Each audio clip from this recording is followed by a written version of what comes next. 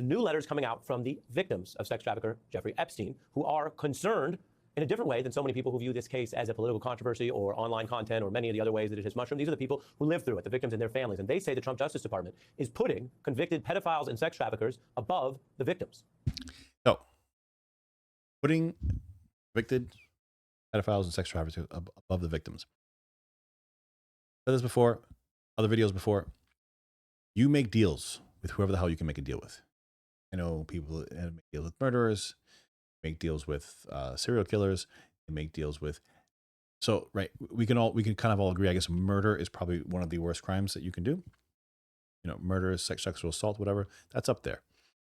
And then if you do it multiple times, then it gets even worse. So if they're making deals with serial killers, they make deals with everybody. If you want to politicize that for your side, whatever, it is what it is. You're going to do that no matter what. But yeah, it's not like stepping on the victims. It's like, okay, yeah, you guys are victims. She's in jail for X, and we want to try to help out other victims too. We want to try to solve other crimes with the help of her. Right? We're talking about Maxwell. That's the only person they're talking about in this scenario.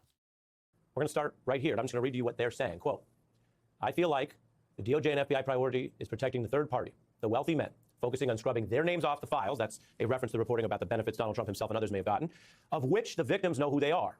They continue, quote, to learn that our own president has utilized thousands of agents to protect his identity. And these high-profile individuals is monumentally mind-blowing. That's their focus. Wow. And you know what?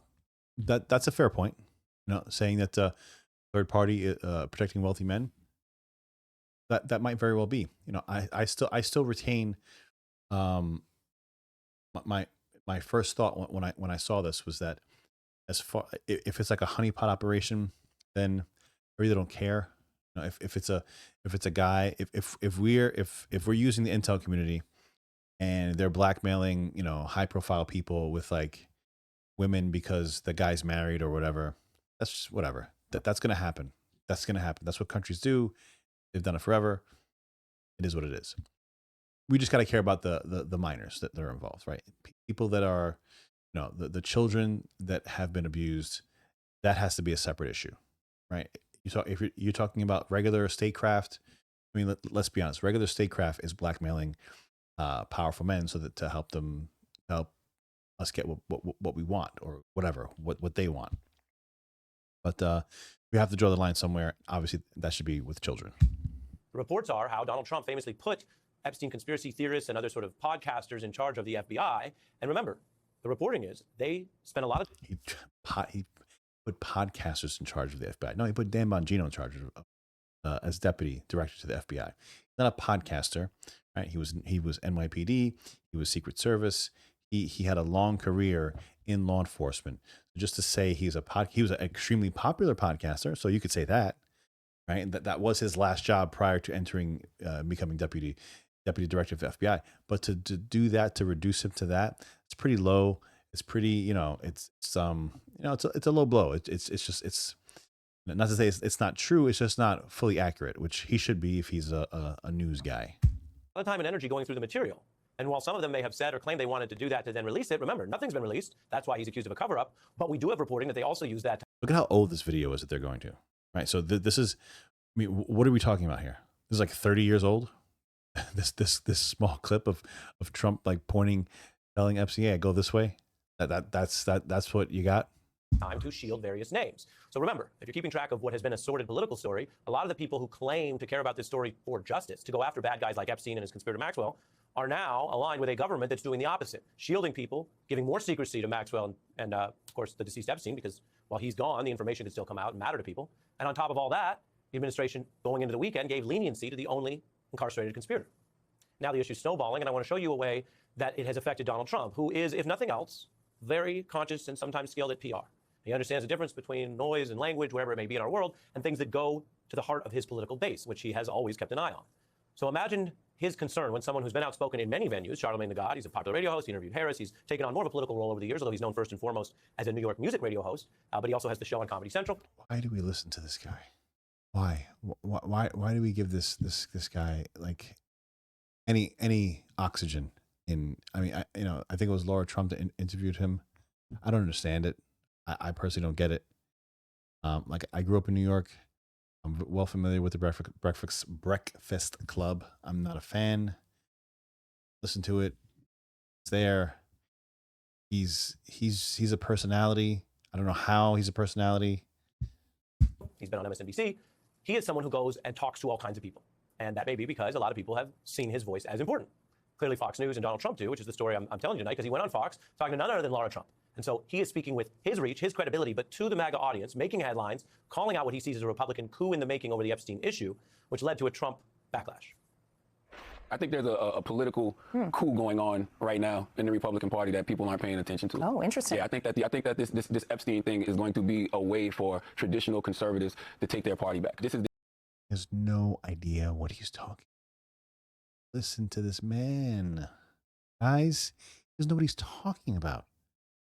He doesn't know what he's talking about. He just knows about systemic racism and that he's put down, even though he's worth millions of dollars, and slavery and racism and slavery and systemic. That's it. And DIE and whatever. That's all he knows. He that's all he knows. Like, why do we keep listening to this man? the issue that has gotten the base riled up. The MAGA base isn't letting this issue go, and for the first time, they know they can, probably take their party back and not piss off the MAGA base. I think they're going to do that. Does that make any sense? Does that make any sense? Okay, so MAGA is at odds with Trump at his handling of this. Yeah, and we all say it. Are we gonna turn our backs to him?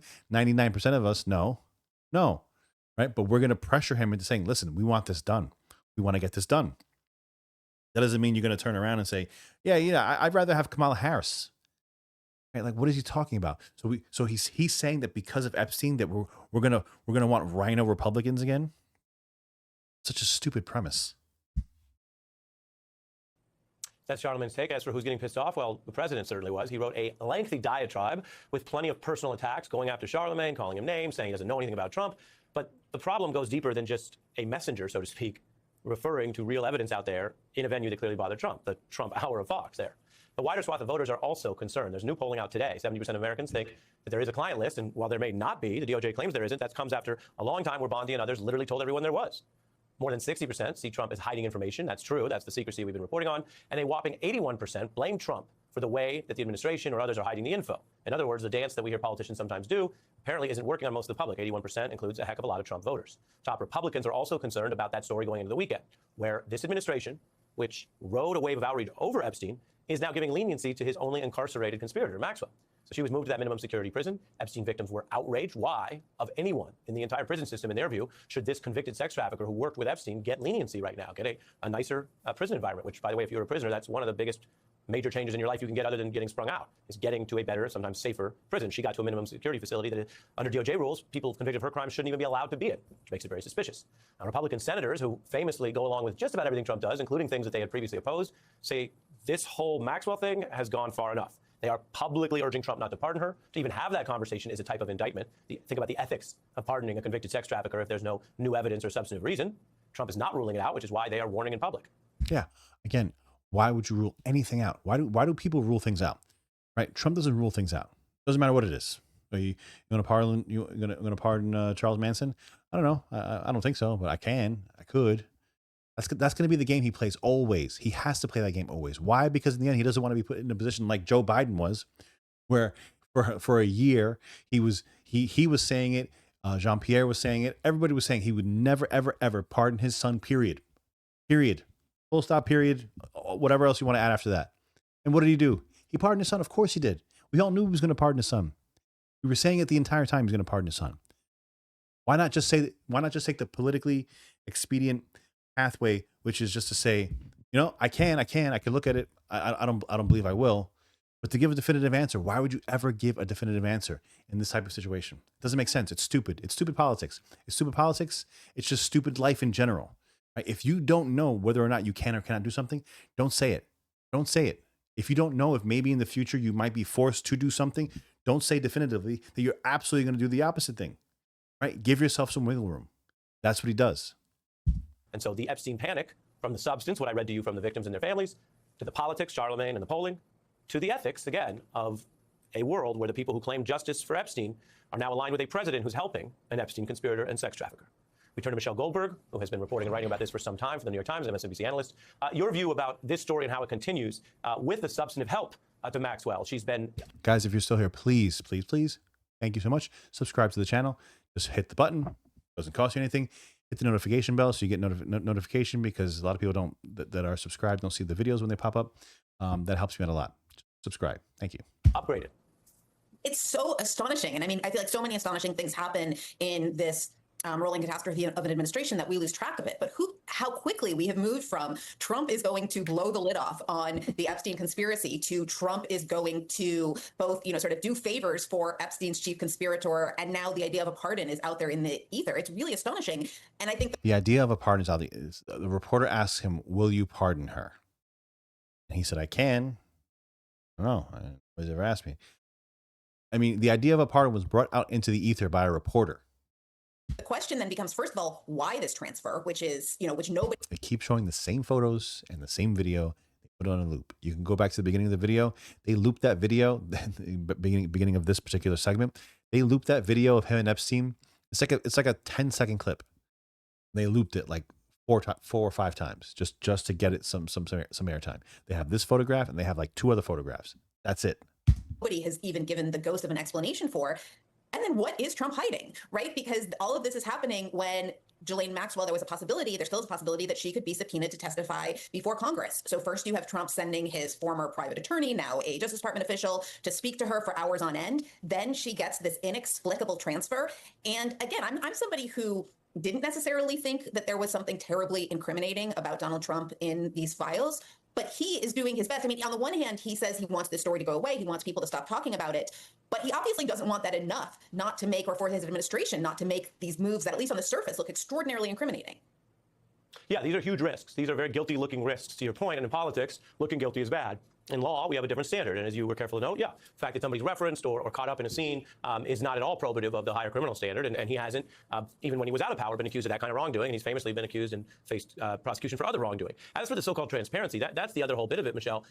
They have twisted themselves in knots. The victims, as I reported, are upset about it. But the government officials have twisted themselves in knots in a way that they can't hide. There were enough FBI personnel involved that people discussed it with reporters, and reporters very carefully sourced and fact-checked. Bongino famously talked about, well, if they don't release it, he might quit. Well, he hasn't quit, and they haven't released it. And it goes on in that manner, where then one of the floated things, as you know, and I'll remind viewers because there's been so many twists and turns, is, oh, maybe they need a special counsel. You don't need a special counsel. You have all the stuff. You don't need a new way to punt it out for a year if anyone was serious about transparency. Here's what Obama's AG said about that debate right now. So finally, you would release the files if you were Attorney General right now? Yeah, I mean, take into account, the privacy interests of various people, certainly the victims uppermost, but there is investigative material that can certainly be released, that should be released. The focus shouldn't be on grand jury material because there are a whole bunch of problems with respect to the release of grand jury materials. But with regard to investigative files that are in the possession of the Justice Department and the FBI, those materials should be released. So what does the secrecy tell us?